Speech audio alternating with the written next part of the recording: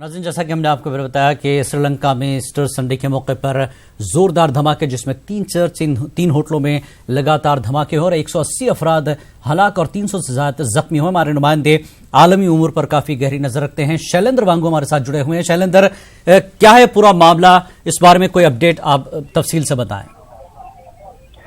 देखिए जिलानी, आज सुबह से ही ईस्टर के दिन श्रीलंका में न सिर्फ वहां के चर्च में बल्कि वहां पे कुछ होटल्स में भी और रिहायशी इलाकों में भी धमाके हुए। कुल 7 धमाके हुए हैं और आखिरी धमाका अब से कुछ देर पहले ही हुआ है, जिसमें 2 लोगों के मारे जाने की खबर आ रही है।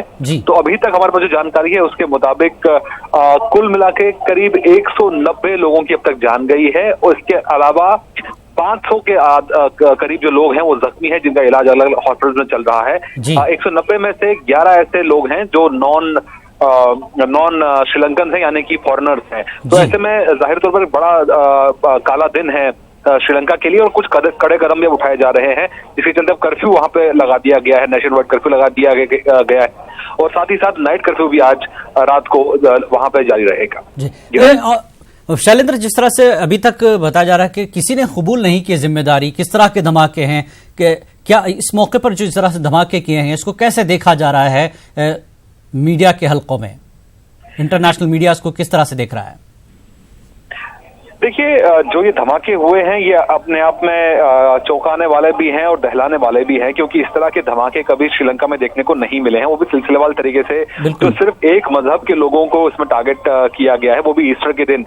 तो कहीं ना कहीं जो एजेंसीज हैं उनका ये मानना है कि ये हो सकता है कि पिछले महीने 2 महीना पहले जिस तरह से न्यूजीलैंड में कुछ मस्जिदों को निशाना बनाया गया था, उसका बदला लेने के तौर पर हो सकता है कि इस तरह की साजिश की गई हो और इसमें इस्लामिक स्टेट का हो सकता है, इस तरह की अंदेशा जताया जा रहा है। हालांकि कोई कंफर्मेशन नहीं है, कोई पुष्टि नहीं है। और यही इसी बीच जो छापेमारी जगह जगह चल रही है उससे भी मालूम हुआ है कि जहां पर धमाका हुआ था उससे करीब में ही एक जगह पर जब छापेमारी हुई तो वहां पर और ज्यादा एक्सप्लोजिव रिकवर भी हुए हैं। तो ऐसे में आज के दिन में और भी हिंसा हो सकती थी, लेकिन फिलहाल उसको रोक दिया गया है, कर्फ्यू लगा दिया गया है।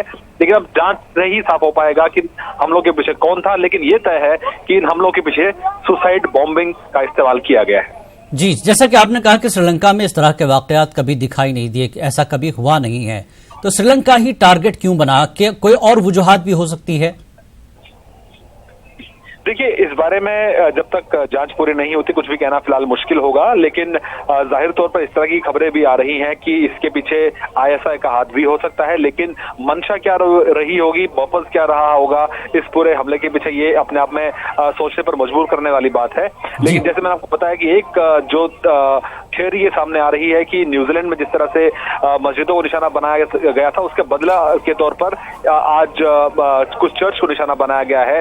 लेकिन इसमें न सिर्फ चर्च बल्कि कुछ होटल्स और कुछ रिहायशी इलाकों को भी निशाना बनाया गया है। तो ऐसे में एक बुद्धिस्ट कंट्री है श्रीलंका, जहां पर मेजोरिटी में बुद्धिस्ट समुदाय के लोग रहते हैं, उसके बाद क्रिश्चियन लोग वहां पर बड़ी तादाद में रहते हैं। तो ऐसे में इस तरह के हमले से कहीं ना कहीं सवाल भी खड़े होते हैं सिक्योरिटी को लेकर भी, जो कि एक पीसफुल कंट्री के तौर पर पिछले कुछ 10 सालों से देखा जा रहा था श्रीलंका को, जब से LTTE के साथ वॉर खत्म हुआ था। लेकिन इस तरह के धमाकों ने एक बार फिर सवाल खड़े कर दिए हैं श्रीलंका की सुरक्षा को लेकर। बिल्कुल, बहुत बहुत शुक्रिया शैलेंद्र इस जानकारी के लिए।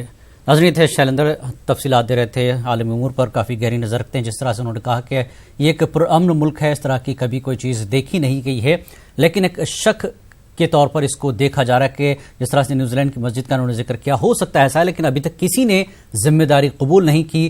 छानबीन अभी जारी है, तफ्तीश होगी, पूरी तस्वीर उसी वक्त सामने आएगी कि श्रीलंका में इन धमाकों को कैसे देखा जाए।